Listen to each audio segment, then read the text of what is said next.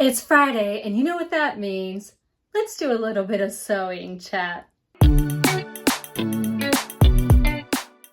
I'm Maddie with Maddie Sews, and thanks for hanging with me, you all. So today is another Friday Sews chat where I get to tell you all about what's been on my cutting table this week, my plans for the month, as well as some of the crazy things that have been going through my mind. And honestly, I don't know if it's been that crazy lately. So I guess let's just get right into it. I am actually going to be taking a couple of days off this week and spending a nice long weekend up in Pittsburgh with my best friend and his family. Really, I'm looking forward to seeing my goddaughter. Now, I've actually been collecting fabric and patterns for her over these past couple of years, but I haven't been able to see them in a while, so I haven't really sewn much of anything for her. So this is kind of the kick in the butt that I need to actually make something cute. And I chose the fabric that I wanted to use, which was this Pridelets fabric that I picked up from Emerald Curtain Fabrics. And I'll be sure to link to all of this in the description box below. So originally I thought I was just going to make her one of the dresses that Simplicity, or one of the big four had recently released. So I considered this one, which is Simplicity 9244. I really love this little version. But then I also saw this one in my stash, which is Simplicity 9154. And I just thought that this entire little outfit would have been so precious on her. Ultimately, I decided not to use any of these patterns because, well, as I was going through my pattern stash and organizing it and putting it all away, I ran across this vintage one. And because this one only comes in one size, which is the size that she's in right now, I thought I better make it up, or else I may never have the opportunity to actually make this one. So this is Simplicity 8826, and it's a pattern from 1988. So I made this version right here, which is the little skirt, and it has the ties that wrap around and they crisscross in the back, but then there's this little high waist detail right here, which I just thought was truly amazing. So don't laugh at me.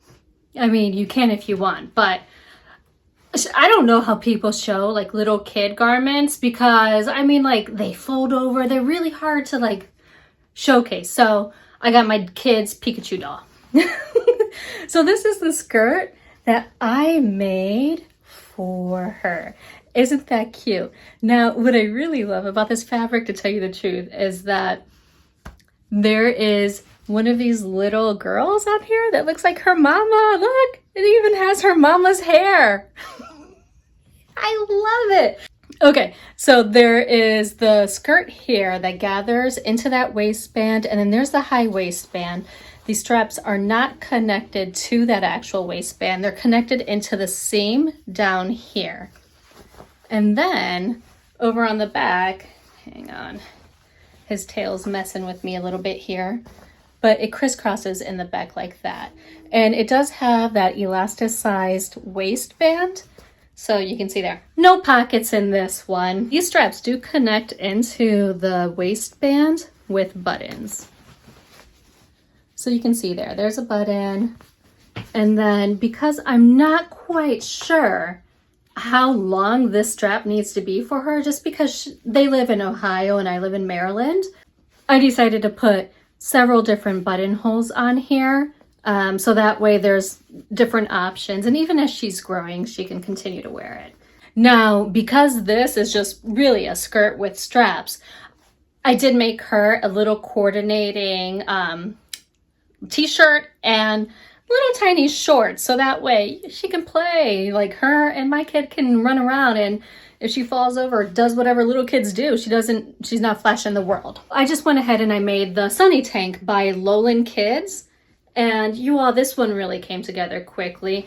I just serged the bottom. I didn't even bother flipping that up, but I did put on the armbands. If you're sewing for kids, this is a really good staple. My kid has several in his closet. To go along with that, I hopped onto their website and just downloaded one of their free patterns, which is their rib knit pants. And I made it in the shorts version.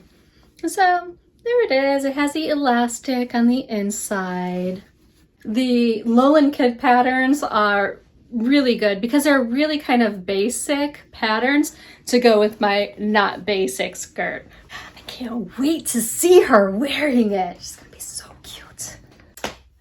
You know, making this little outfit for her actually got me thinking about some charity work that I used to do. So a couple years ago, I actually donated a bunch of dresses that some sewing friends and I had made to Dress a Girl, which is an organization that will send dresses out to different parts of the world and give them to impoverished children. And one of you all actually reached out to me and was asking questions about it. And I thought, what a wonderful idea. Let's do it again. And so I'm actually going to be making some dresses to donate in September. However, this time around, I'm going to be doing tutorials on some of the dresses that I'll be making and sharing that with you, giving you some tips and tricks so that way if you want to make a couple of dresses and donate it to your local ambassador, you'll be able to make that happen. And actually, I was thinking that it would be really fun to do a little sewing Zoom where we can have a limited number of people join in and then we could all just sew little girl dresses during that time. If that sounds like something you might be interested in, just let me know in the comments below and I'll make a note of your name for September. It just makes me feel so good to do these types of things and donate to charity where our sewing can make a difference. So keep an eye out for that in September, but you'll definitely hear me talking about it here up until then. The last thing that I have planned for this month is actually going to be the Sew Your Challenge garment that I'm making.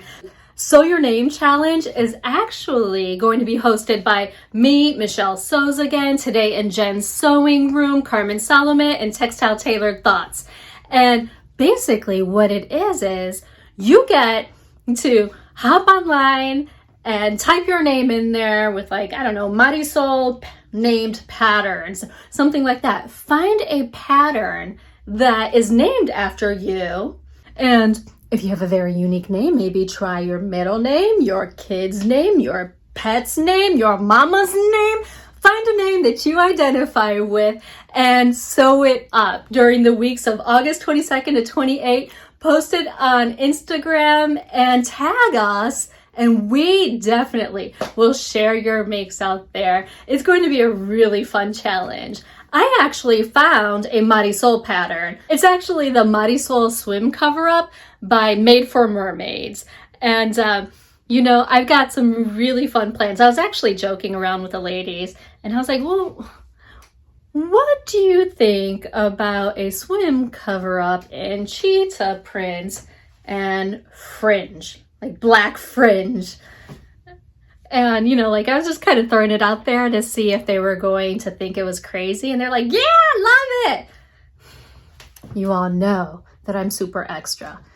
Well, then I was like, what about sequins cheetah print? It seemed like that was pushing it a bit. I don't know if I'm going to actually do the cheetah print, but I am really looking forward to doing something with fringe. So I don't know, maybe I'll make something that I could actually wear into work. Like not swim cover up, but like something fun like that.